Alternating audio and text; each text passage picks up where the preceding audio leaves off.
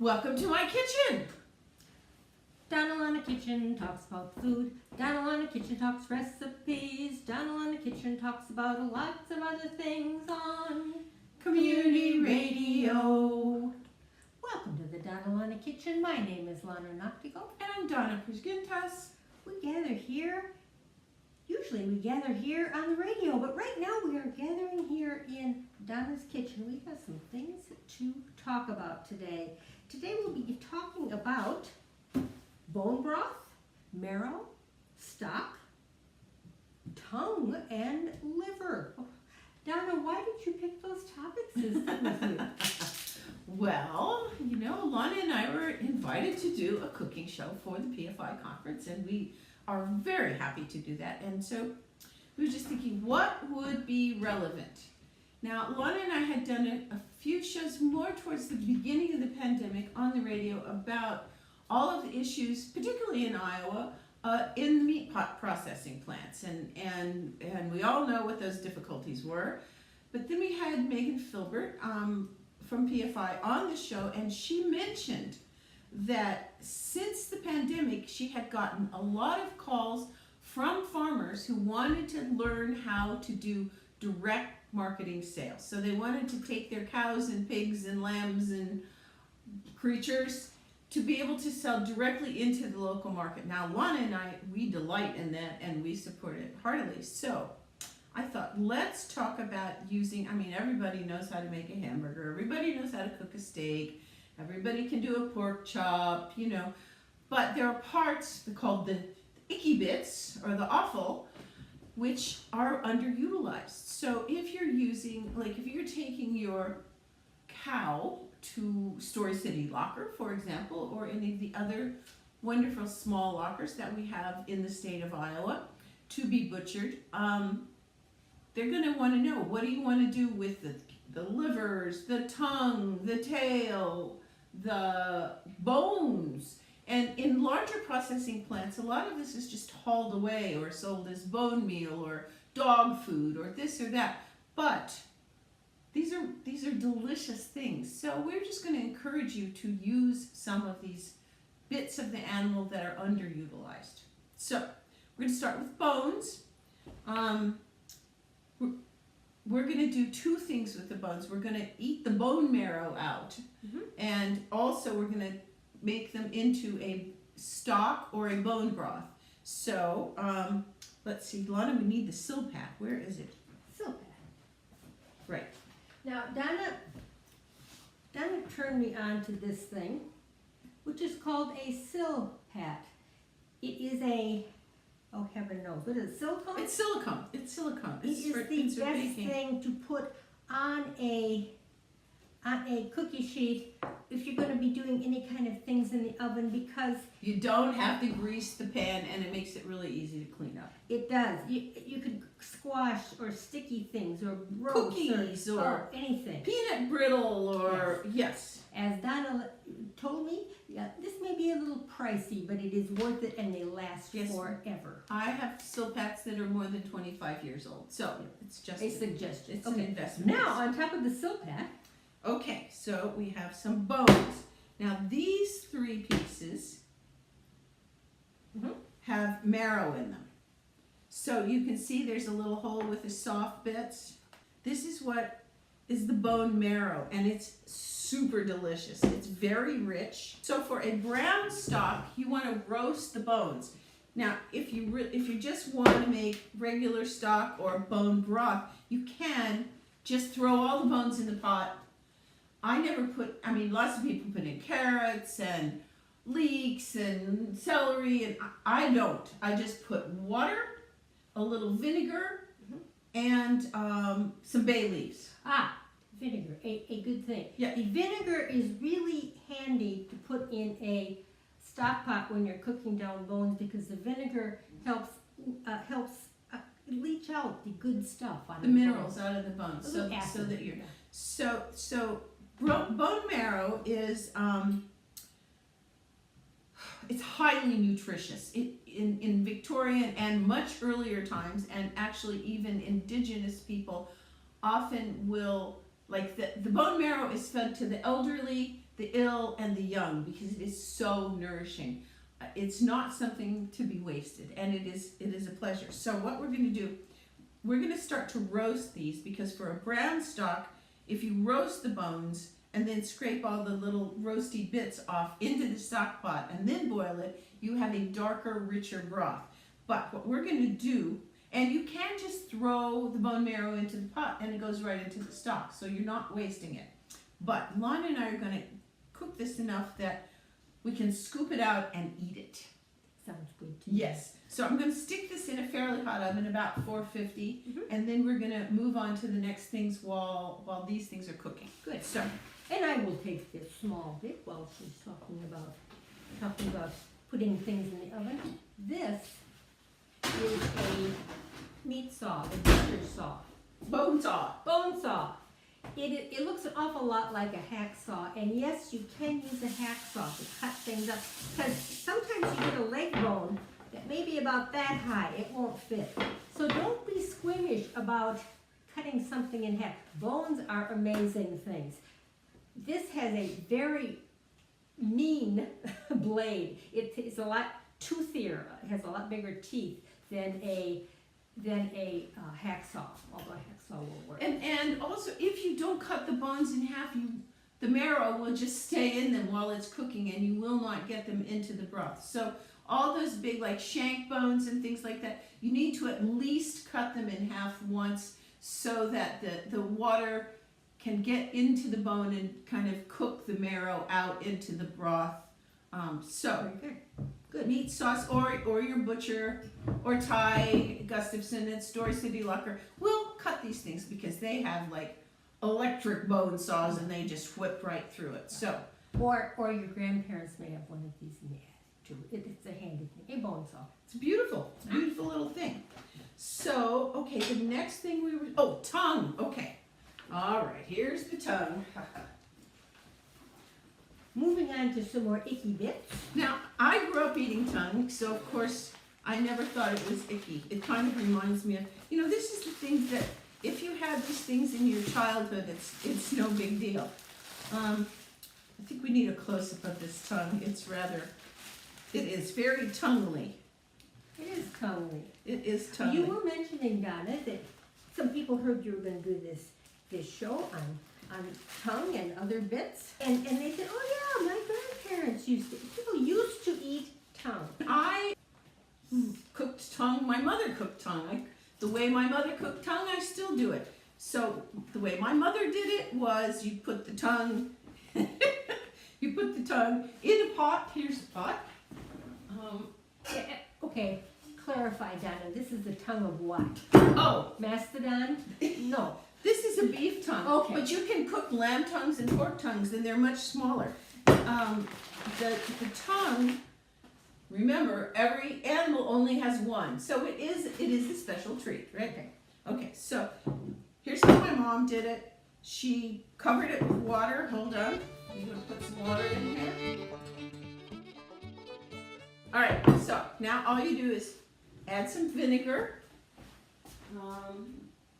Apple cider vinegar is fine. This happens to be wine vinegar. White. I probably wouldn't put red or balsamic into it. And I tend not to use white distilled vinegar. I just use either apple cider or... Oh, white distilled vinegar is good for washing windows. I guess in my mind it's a cleaning tool. Yeah. And then...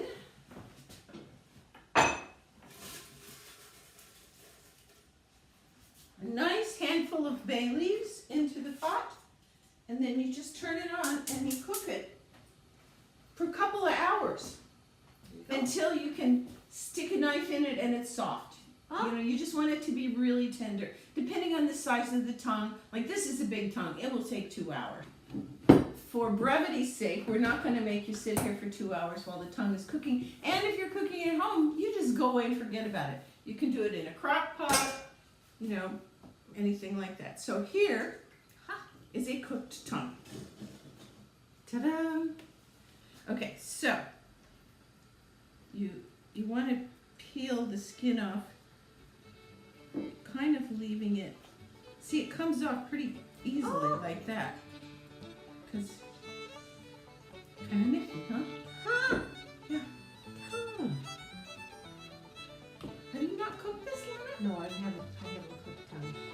Lonna's learning to cook I tongue. am. So, sometimes like this little bit sticks. The skin is, it's just kind of chewy. It's not something you want. And then you kind of like, there's some little bits here that are still a little kind of skin.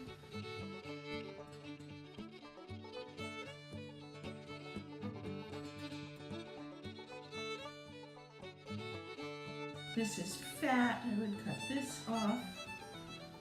The dog will love it. Now, sometimes it will come with little bones in it, though very rarely. Almost all butchers will take that off before they give it to you.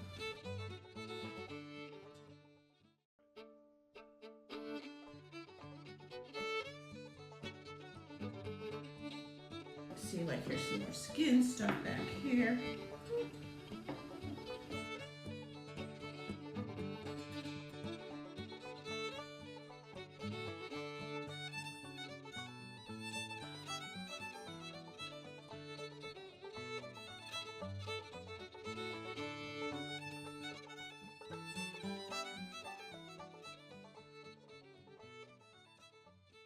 It's kind of oh, this is good. Okay, I did a little thing with this one. Okay. Okay.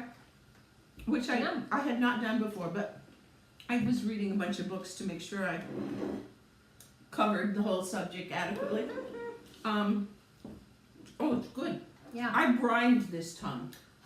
Yeah. Which I have never done before. So the brine was, I brined it in this bowl. Mm. So you mix kind of equal amount of salt and sugar and more than you think in water. What else did I put in it? Some seasonings.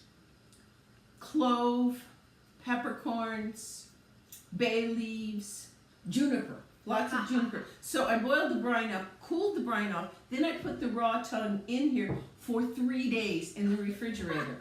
Then I cooked it like we have the other one going. So Yeah, I could see the idea of getting some herbs and spices into this thing, because really, even the texture of it is kind of like lunch meat. It's very smooth, and it could be boring, folks, but it's not. well, the thing is, you've got two choices. You can put the flavor and it's still mild flavor. Yeah. And you'll get even just boiling it that way with the bay leaves. Oh, I think Mama used to also put an onion in the pot, probably a clove or two, maybe some juniper. You can season it on the boil as well. And I did, when I brined it, I pitched the brine, but I took it and put more seasonings into the boil when I cooked it. Now, the other thing is, this takes flavor marvelously, like classic German way that we ate in our families, of course, with horseradish and sour cream. Or I was talking to somebody yesterday, oh, my grandpa ate it on a sandwich, so obviously you can put whatever you want on the sandwich. It's very mild flavored. Tacos, traditional taco de lengua or something like that. It's used in soups, almost like you would little chunks of beef or something. You can just do anything with it. It's very versatile once it's cooked. So Donna, what are some resources for telling us how to use all parts of the animal? In case your grandmother didn't teach you, right? Right. And I am a self-taught chef, so if I can do this, you can do this. Of course, there's the joy of cooking. The joy of cooking has everything about every animal that you could have imagined has been eaten in the last 100 years, right? So, and they're pretty good detail. But there are some other books that I highly recommend. This is Fergus Henderson. This is called The Whole Beast, or Nose to Tail Eating. So he's an English chef. He has 2 or 3 books. This one really goes through pigs in every possible way with recipes. And this one is extra little things from his recipe in London. Now, 2 really good resource books. This one particularly, I was combing through. Bones, Recipe, History, and Lore by Jennifer McClellan. McClellan? Anyway, she's an Aussie who lives in Canada, is all I know, and travels to France a lot, according to the book. But this one is a lot of information about bones and meat on the bones and how to cook them and all. And she goes through breaking down carcasses on, you know, pigs, bison, beef, lamb, pork, the whole thing. This is a wonderful, wonderful book. And her accompanying book is called Fat, same author. It talks a lot about butter, about lard, about the uses of animal fats. Very, very detailed and informative. So these are just two reference books that, two authors that do reference books that I really like. We've got Joe, Lonna's husband, and we are all about to take the bones out of the oven because the bone marrow is cooked and we're going to eat them. So, now I'm going to cook the bones a little bit more, but the marrow is ready. So, 1, 2, 3. Now, bone marrow is really, really rich, obviously. Wait, so we need the spoons. Explain this, Okay. Donna. What is this? All right, these are actually, these are Dimitas spoons. They are not bone marrow spoons, but I don't have any bone marrow spoons. But bone marrow spoons are little spoons. They're usually longer, slightly longer handle, and probably narrow, because what you want to do is you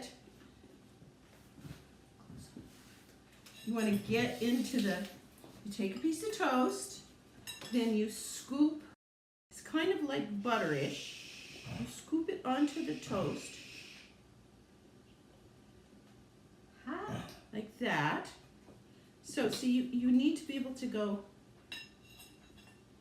that one's still a little pink. And then a little salt. This is my salt pig. Just put a little salt. A fork would not work. What bones? No. What kind of bones? This are is they? the shin bone of beef, but you know. Sure. I understand. Right. Now, I've also made to go with it because it's so rich. You usually eat some little palate cleanser with it, so to speak.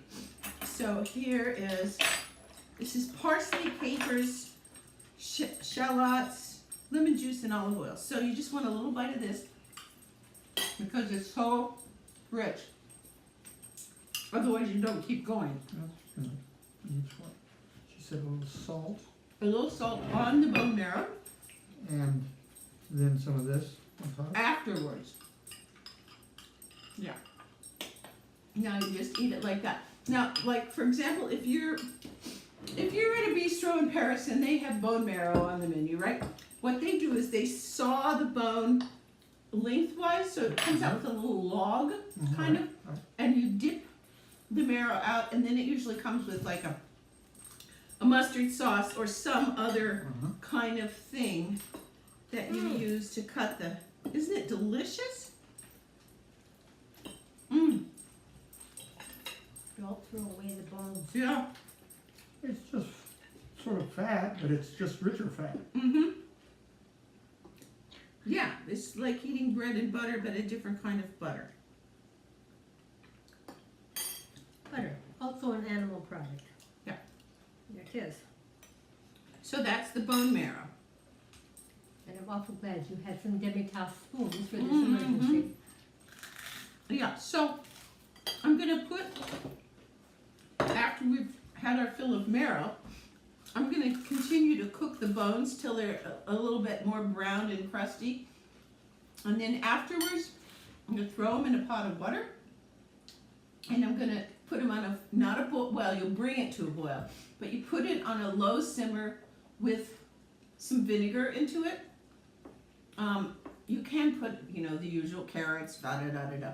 Me, I just put bay leaves in my broth. So this will be, it can be called bone broth, but it's actually brown stock, which means you can either, you can use it as a base for a soup, a base for a sauce. It's what people used before there were bouillon cubes. And frankly, it's so much better than bouillon. There we go. I know that's a brand, but no. This is the stuff that's better than bouillon. So I'm going to continue to cook these until they're really nice and toasty. Then I'm going to throw them all in the pot. Now, another way you can do it, you can use a crock pot if you're making a smaller, or I often get out my big electric roaster, like the turkey roaster, and like, put in. like church basement. That's turkey. right, and just plug it in and let it go for at least 24 hours and sometimes longer. And then you take it all out. If there's still meat on the bones, like I'll probably peel this off for dog food, throw the bones away then, and you strain it. Well, first you cool it, right? Because then you pick the fat up off the top. Because if it's cold, this time of year it's great, you just set it outside. And then the fat comes into a lump that you just can peel off the top. Then you take the bones out, then you strain it. And if you want it to concentrate, you can then reduce it. Now the reason you do not cook these with salt is because if you're reducing it, it can get too salty. You can add the salt at the end of the process. Or if you're, like people do this, they'll concentrate the stock, they'll put it in an ice cube tray, and then they'll have a little bit of stock to add into almost any dish. It really kicks up the level of your cooking. And I would say the difference between a normal average restaurant and a white tablecloth high-end restaurant is they are making their own stock.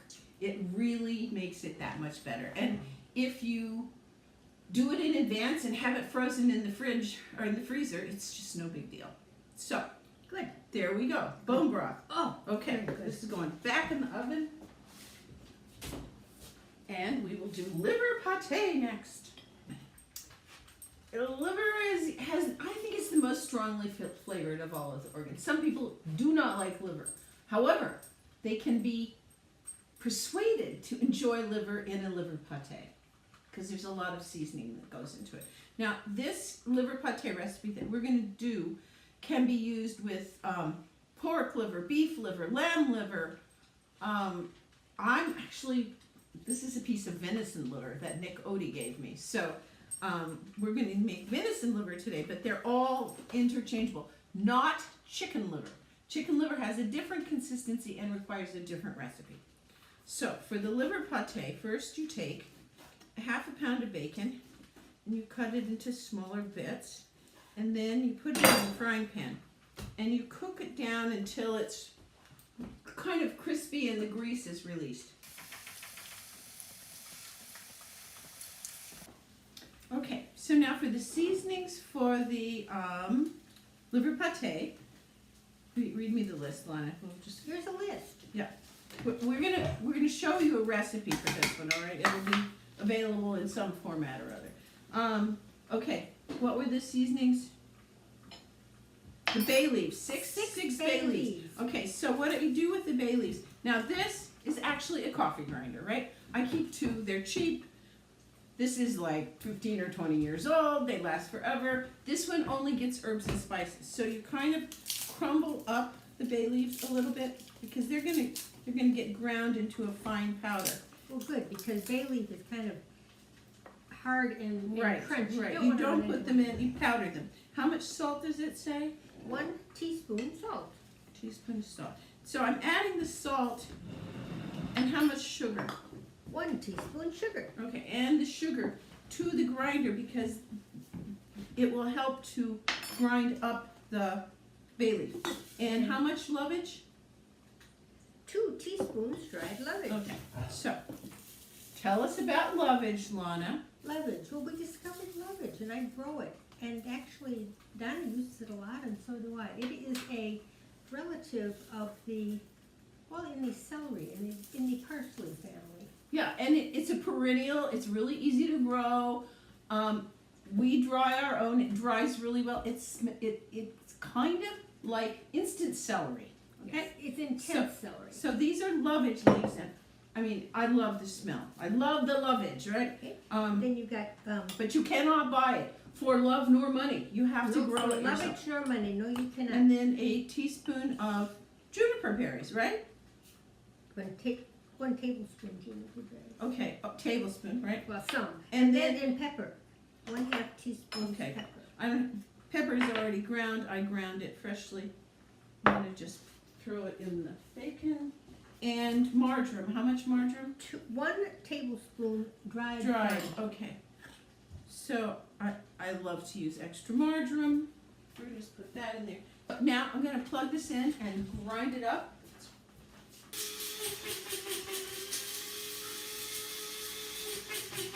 So this is how finely you grind everything. So, there we go.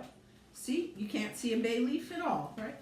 All right, so now into the frying bacon. Okay, the bacon is crispy and oily, and you put in the onions, the garlic,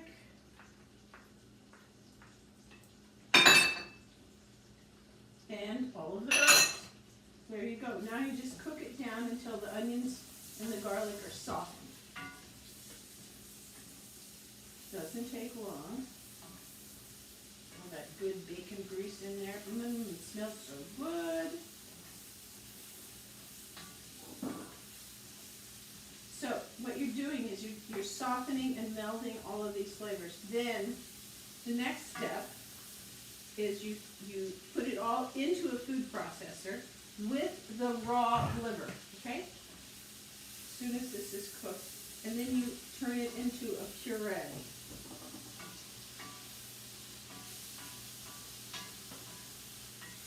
Okay, so as I said earlier, this is venison liver. So basically you're just gonna cut this up so it'll fit into the food processor. I'll need that back again, won't I? How rich this is. I think this is a Nick Odie pot venison.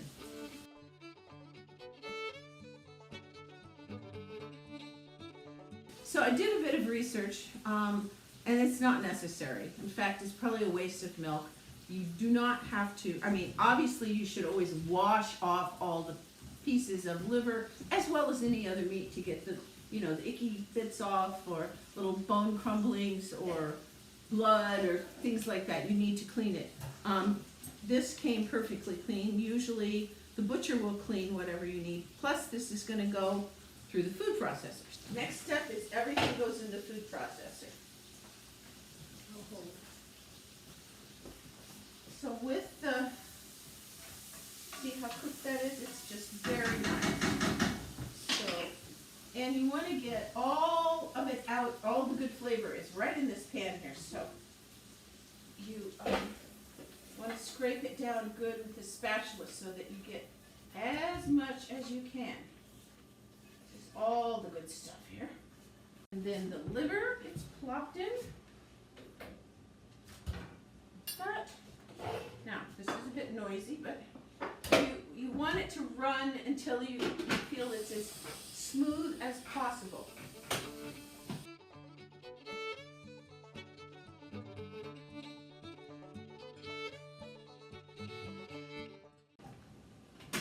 Just scrape the sides down.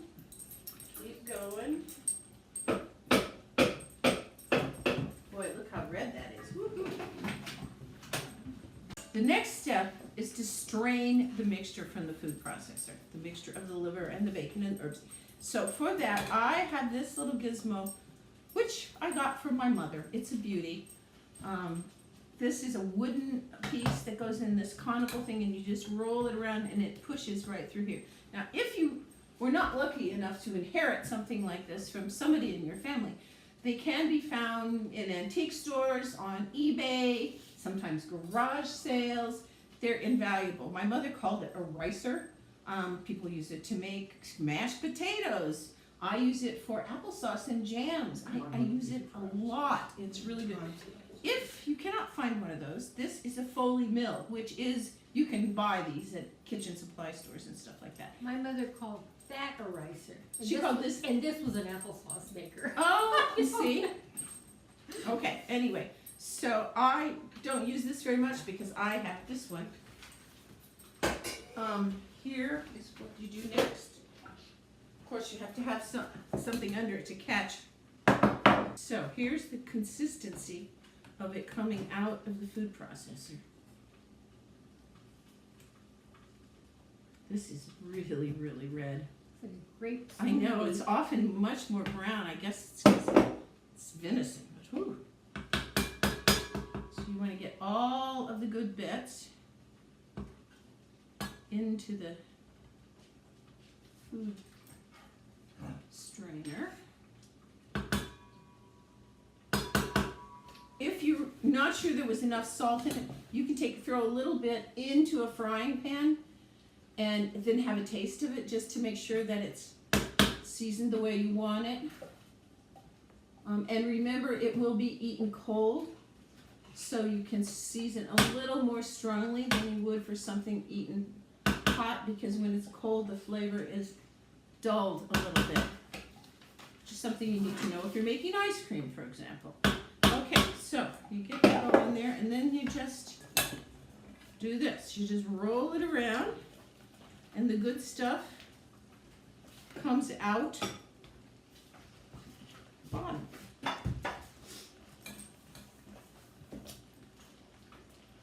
So you just keep going this way until what is in the top here is dry, fairly dry. It's never going to get perfectly dry. What you're getting in the bottom part is what you're going to cook for the liver pate. So you just keep kind of scraping it till it's all down and going through nicely. Takes a little while. So the liver is not cooked at this point. No, it's not cooked. Lonna, you want to roll it for a little bit? I will. See, this is the good. The next step, after this it's thoroughly pressed through that, is you put it. This is a Terrine pan. Okay, it is not necessary to have a Terrine pan, but this is the traditional kind of dish you use for that. Here are some other examples. This is the one that I've cooked in advance. I have these, even these ramekins. I have done them in little jars, like if I want to take them for picnics or give them for gifts. So any kind of oven-proof, kind of porcelain or glass kind of thing, because you are going to cook it in a water bath, which means you take the container with the liver in it, you put it in another dish, and you fill it with water till it's halfway up the side of the dish that you're cooking in. I will demonstrate that as soon as we get this ready. Then you put the whole thing in the oven, and then you cook it for probably slightly less than an hour, depending on how big. If you're using a small container, a little less time. A bigger container, a little more time. You use the usual, like you do for cake testing, a sort of toothpicky thing to stick in the middle, and when it comes out clean, it's done. And the oven is about 350. Is that looking pretty dry, Lonna?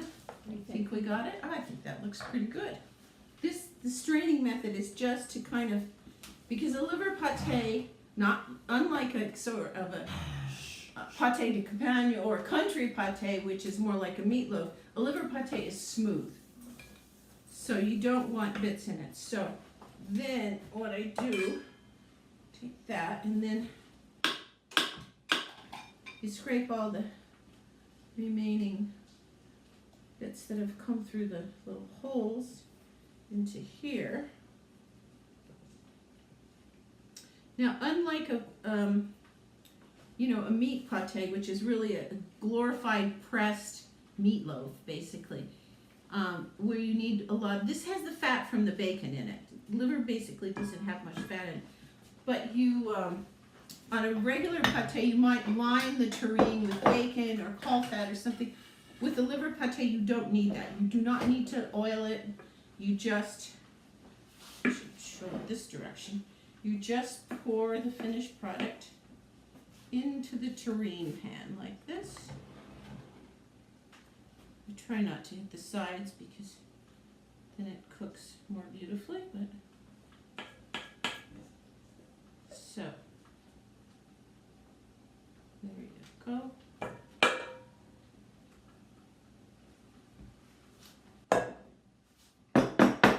Wow, this is the reddest one I have ever seen. It's going to be beautiful.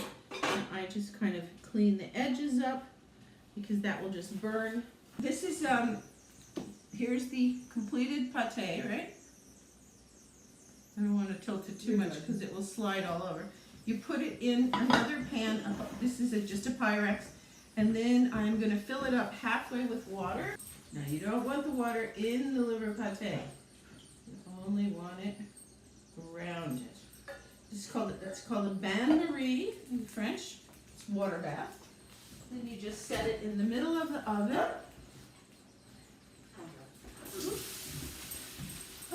So then that cooks about an hour, a little less.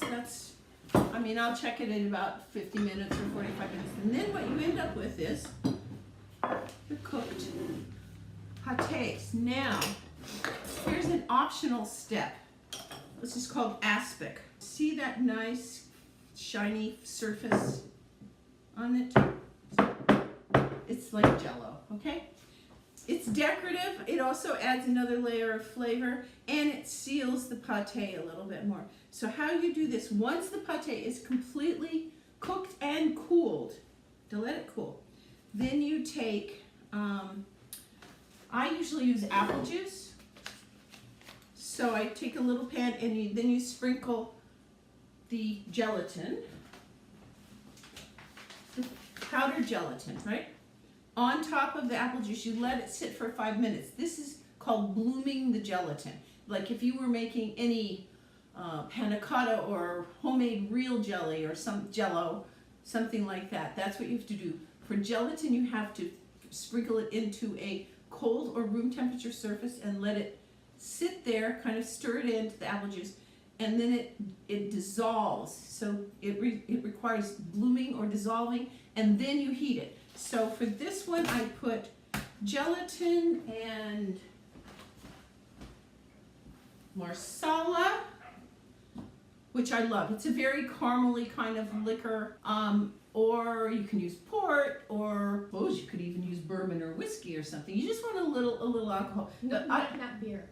No, not beer. No, not beer. And then I put also in this one, what did I put? I have to look at the recipe. Oh, a little vinegar, a little sugar, and then I put pink peppercorns in it. Now, of course, you can use black, but this gives it just, I crushed them in my mortar and pestle and then sprinkled it in. Aren't these pretty?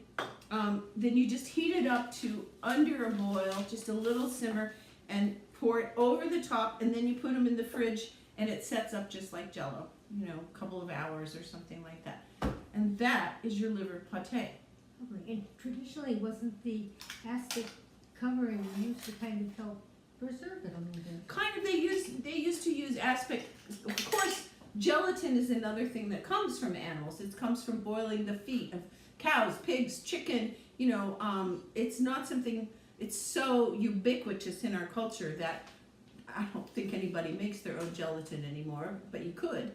But yes, it used to be used as a glaze, for in a lavish table setting. They would glaze things so it was all kind of, didn't dry out, and it was shiny and beautiful. So we already talked about, you can cook this liver pate in any sort of shape that you want, as long as it's an oven-proof dish. Good. Okay, and this makes liver in a form that almost anyone will eat it. Yes. I've always liked liver. Cooked liver pate is my favorite, but to get my husband Joe to even try, I think you've done wonders. Okay, so first, Lonna, I want you to taste the aspects so you see. Isn't that a nice flavor? It's sweet. Yeah, it's a little sweet. There's vinegar in it too. Here, Joe. And then, of course, here's the pate. That's good. I know Joe does not love liver. Well, I've eaten enough of it to not know. Or they know. Yum. See? See, you can get people to eat liver when you put it in a pate. So, and then this is the tongue. Now, so let's see. Typically, you just take a little of the liver pate and, spread it on a piece of bread.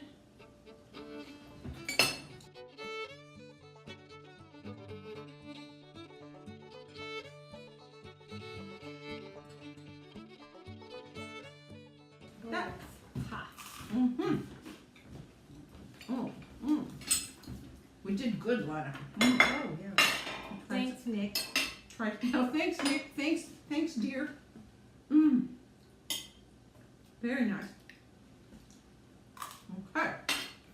then we're gonna just do a traditional. So this is horseradish and this is mayonnaise and horseradish. On my tongue sandwiches, I like mayonnaise and horseradish, but make your own sandwich, Joe, and help yourself. This is, Horseradish and horseradish mayonnaise. Or you can eat it with mustard too, or all. You're a mustard person. Yeah. I mean, I think the horseradish, probably, and the mustard thing is probably very German. Or maybe I think that from my German family, but Yeah, I think yeah. So we just sliced it thin, but you know, if you want to put it in tacos or something, you could slice it into cubes, or if it's going to be in a soup, or actually, if you want to disguise the shape of it for somebody who thinks they don't like tongue but really might eat it, you can cut it up into a not such an obvious shape. So there you have it. All the nasty bits. Oh, and we promised Farley a piece. All right. Farley's going to get a piece of tongue. Is that all right, Master Joe? All right.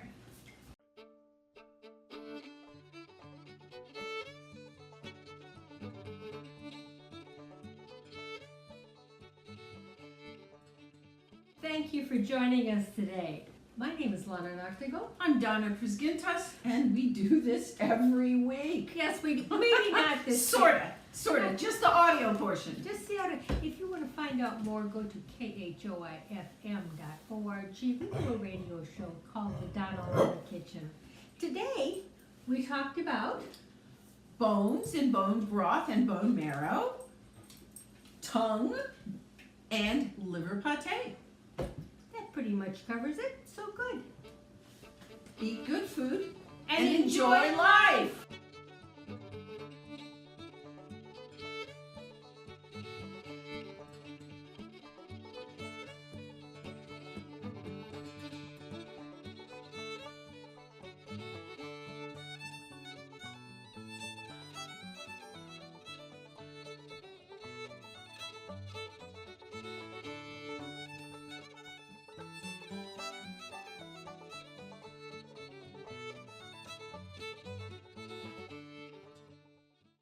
Do you have any comments you want to share? Or do you want to go straight into conversation with our guests? Well, I'm not clear where we're posting the recipe for the liver pate. It does require a recipe. Do we? Yep. The recipe is in the files section that's in the chat that everybody's chatting in right now. Okay. Also, you can get it through the radio show at Right. It's on our website, KHOI. fm.org, DonnaLonna Kitchen. Right. You can find it. It's on there somewhere. Okay. Well, I hope people are a little less hesitant to use all parts. I eat more parts than I used to, and I'm enjoying them too. The first question is about the bacon. Where did you get the bacon from? I think it's just Beeler's bacon. I just bought it at Wheatsfield in Ames. It's an Iowa pork company. Bacon is bacon, you know. And they do a good job. Yeah, I like their bacon. Have you tried the Lost Lake Farm whey-fed bacon? No, but we would love to. Susie Actually, is- we did buy a pig from Kevin. Maybe it was a year ago, and it was whey fed, but I didn't have the belly cured into bacon, so I only had the belly. Bacon being a smoked belly, basically. So should people have reservations about cooking on silicone? I don't. It's, you know, I don't cook with, I don't like plastic, but silicone it's basically inert, which is why it makes a good line. Plus, you don't have to cook on a silpot. You can go cook it just on your regular cooking sheet. It's just, it's something that I use because it's easier to clean up and deal with. And do you get those at most kitchen stores? Like, could you get it down in East Valley Junction? Yes, they're pretty common. You can buy them certainly online and on eBay, and they come in various sizes. Be sure that you buy the size that fits your roasting pan in your oven. They are used commercially a lot, so some of them are like full sheet pan size, and that's not what you want for a home kitchen. Most likely a half sheet, but like you said, measure and see what. Right, right. So I have some questions while people are populating theirs, because I have a lot of questions. So I'll probably Oh, check with you go after. for it. When you put out that bone marrow that was pink, would you just throw that bone back in? Yes. I put it back in the pot with the rest of the, well, they all went back in the oven to cook longer after we ate the bone marrow because we wanted them to brown more. Then when they were all quite brown, because we had some big knuckle bones and stuff like that, which makes great stock. You want knuckle bones too. Then we put them all in the pot of water with the bay leaves and some vinegar. Not enough to make it taste like vinegar, but in a big, what was it? Maybe a 3-gallon pot with the bones. We probably put 1/4 cup or more of vinegar. And then that's when you boil it. Well, you bring it to a boil, and then you just want it to a slow simmer. And I let it go 24 hours, usually, for a bone stock. Unless chickens, they don't have to cook as long, but big bones, you really want it to go for a long time. Yeah, I think that might be life-changing to start making my own. So I'll let you know. It is, and what I love about using a roaster or a crock pot, I don't like to go to sleep at night with a live flame burning under my pot, but if you've got an electronic thing, you can just put it on and forget about it. It's sort of, the work is in basically when you strain it off, and then you have a big pot to clean up, but it's mostly getting a new habit. So Orchard and Nick both have questions related to question I had, so I'm going to combine them all. Lovage is so delicious. Why can't you buy it as an herb? And where can you get lovage seed or plants if you can't buy it as an herb? And then if you can't source lovage seed or plants, can you use celery or parsley as a substitute? So lots of questions. Why not available? And then where can you get the seeds or the plants to grow? And then can you? Well, I'll let Lonna's a gardener, so I'll let her answer that. But in terms of a substitute, yeah, you could use a little parsley probably, or you just skip it. Basically. Or put in celery. Yeah, but not the same. It doesn't quite work the same. Lovage seeds are becoming more and more available. Look at Johnny's Selected Seeds. A lot of companies do have lovage seeds now. It's like growing parsley. It takes forever to germinate, but it is a perennial. And it grows. Helen Gunderson has had lovage be 5 feet tall in her garden. I mean, so actually, yes, she could give us some ideas about growing lovage. It is becoming more and more available. Look in herb collections. Look for lovage. Lonna grows. You seed it and sell plants at Wheatsfield, right? And at the Ames Farmers Market in the spring. But I don't have very good luck growing lots of it. But also, it's one of those things that doesn't transplant well. You have to be very fussy with, like parsley. Parsley's a little tricky about transplanting. So direct seeding, it works fine, but I try it in the greenhouse so I get a jump on the season. I originally got mine from Marilyn Anderson when she was doing Farm to Folk, and she must have taken a cutting off of something that she had established. I put it in my garden. The wonderful thing about it is it's like the first thing that comes up in the spring. You have this bright green thing, and it also goes a long time into the fall. It can go through a frost, and then at the very last minute, I cut it all down, take it in and dry it, and then boom, it comes right back. Once you get it going, you can forget about it. It's the most hardy anything I have in my garden, it always comes back. So once you get it started, you're set. It's the starting, and like Tom Petty says, the waiting is the hardest part because, like you say, Lonna, parsley and lovage, I think it's at least 21 days to germinate. Yeah, And yeah. then the seeds don't have a long viability, so you want to use fresh seeds. You don't want to save seeds unless you're super good at saving seeds. But I think they have like a year shelf life at most. So Other things to do, yes. Invest in some good lovage seed and be patient. Actually, for things like lovage and parsley, I plant them and I say, well, no, I don't really want any parsley or lovage this year. And then they come up. It'll be okay. It'll be okay. Christine seconded that Helen has some in Ames, so people can go to her for lovage if they want them. And Nick did put a link for Johnny's lovage seeds. So as people are noticing, more people are gardening. So order your seed now if you want it. Right. I mean, I stick my lovage, it's in my flower garden. It's not like I say vegetable garden. I just, it does take a good amount of sun is the only thing I can say about it, but it's really hardy. And once you get it going, you are set. April is asking a very interesting question. What do you think a liver pate would taste like with Aronia berries in substitution for juniper berries? No. Well, that is the tasting. No. Sorry. Juniper berries are a whole different thing. Yeah, juniper berries have a sort of resinous, piney flavored, whereas Aronia berries, they kind of look like a juniper berry. Be more like jelly. If you really wanted to use Aronia, I would maybe put a tiny bit in the aspic because it's has a sour quality. So you could put it, don't put it in the liver pate, put it only in the aspic topping. Okay. Sorry. So April, not a good reception from Donna, but try it out and let us know how it goes. And maybe try one in the aspic and take her advice.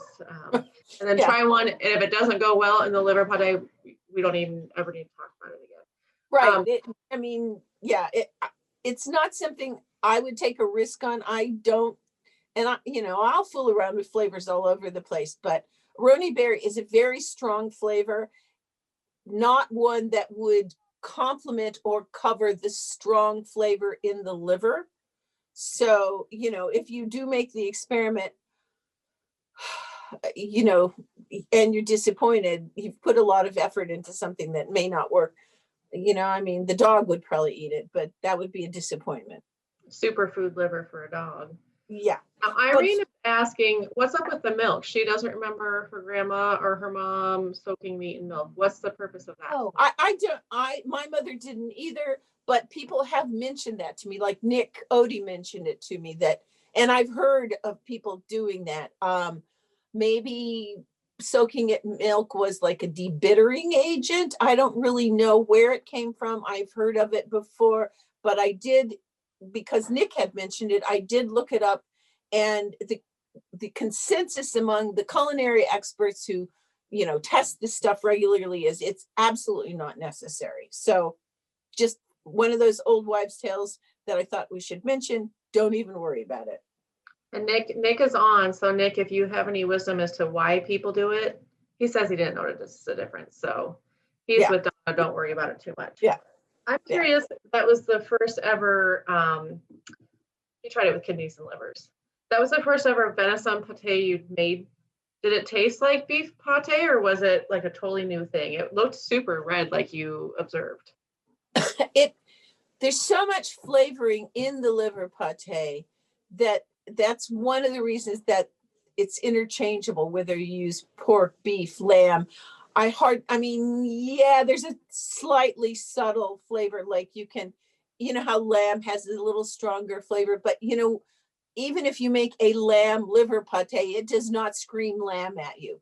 And the only difference I noticed with the venison liver pate was that it had a very dark color, very red when it was raw, and then darker color just slightly when it was cooked. Nick had a taste of it. He really liked it. He wrote back to me that he's no longer going to be giving the liver to the coyotes when he's deer hunting. So we There you can, go. that's a valuable thing. And of course, one of the things about eating all of these bits is there are nutritional things in organ meats, in bones, that you are not getting in just the muscle fiber. So nutritionally, it's it's very advantageous to eat these things, and we've lost some of that. Like, oh, I'll tell you a story. When I went out to Ty Gustafson out at Story City Locker to get the bones and the tongues to make the video, and I asked him, what was he doing with his offal? Did he have to, was he selling it? Because he's got a nice amount of it in the case, and he told me that the parts that he does not sell, the zoo in Des Moines comes once a month and picks it up to feed to their animals and he said the brains are especially important. There's something in the brains that tigers must have. So there are rare nutrients in these underutilized cuts that are certainly worth, learning how to cook and use and feed your family. So the tiger brain, they need those brains. So I'm not going to do this on air, but I am going to try cooking some brains. Ty gave me some brains. I haven't done it for years. So One of my best friends growing up, her mom's favorite food in the world was pig brain. So great. Right. My mother liked them. Calf's brains were something that, I have eaten because they were cooked in my family, but they're hard to find. So since I found that Ty has some out at Story City Locker, I'm like, all right. But I didn't want to do it for this video because I'm not that experienced with it. And Mallory did say she thinks the milk is supposed to break down the enzymes, but she hasn't noticed a difference besides with buttermilk marinated chicken, which sounds delicious. Yeah. They did say that the venison pate was delicious and requested more, and I will put my formal request in for any type of pate or any food you would both. All right, Sally, when we can all eat together again, I will make a nice batch and deliver it to the office sometime. Promise. I will hold you to that. So okay. And Susie's excited about that too. Well, we are, and so is Sarah. We have a few staff on here so this has been heard by multiple PFI staff. So it is on the record. Okay. All right. All right. Well, let's get to the point where we can all gather Let's do it. Yep. Well, we have come to the end of the hour. I want to thank you so much, Donna and Lonna, for being with us. And I want to thank all of the attendees for your chatter and for attending. And I'm now really starving, so I'm going to go eat some lunch. I don't have any offal to enjoy, but I will eat some leftover local chicken I have. Hope everybody else has some good local food for lunch.